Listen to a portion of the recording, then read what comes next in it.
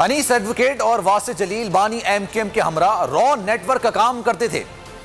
DIG CTD Umar Shahid ने वासिफ जलील और गिरफ्तार दहशतगर्द के दरमियान टेलीफोनिक गुफ्तगू मीडिया के सामने पेश कर दी। कहा, वासिफ जलील की गिरफ्तारी के लिए इंटरपोल की मदद से कोशिश की जा रही है।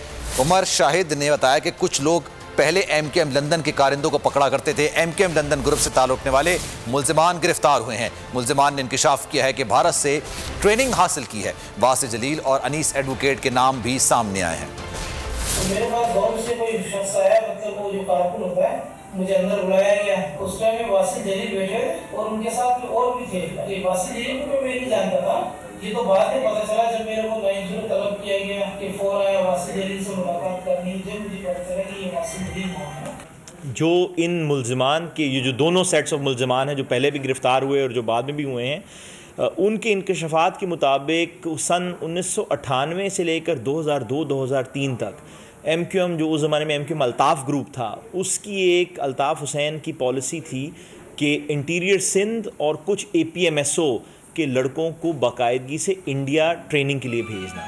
जो बंदे हमने कल मीरपुर ख़ास से गिरफ़्तार किए हैं, वो भी इस बात का इंकशाफ करते हैं कि उसी पीरियड में वो लोग इंडिया गए। वहाँ उन्होंने तकरीबन कुछ 1.5 साल का अरसा इंडिया में गुजारा। इंडिया के मुख्तलिफ़ शहरों में, दिल्ली में, भूज में, जोधपुर में उन्होंने टाइम गुजारा। वहाँ उनको असले की ट्रेनिंग मिली, वहाँ उनको इवन काउंटर सर्वेलेंस की ट्रेनिंग मिली, ऊँट सवारी की ट्रेनिंग मिली, क्योंकि इसका मकसद ये था कि जो मीरपुर ख़ास उमरकोट का जो बॉर्डर का इलाका है, वहाँ से चीज़ें पार आसानी से असला और अदर जो इंडिविजुअल्स हैं उनको बॉर्डर पार आसानी से कराने की उनको हो, और ये एक किस्म के स्लीपर सेल के तौर पर काम करें।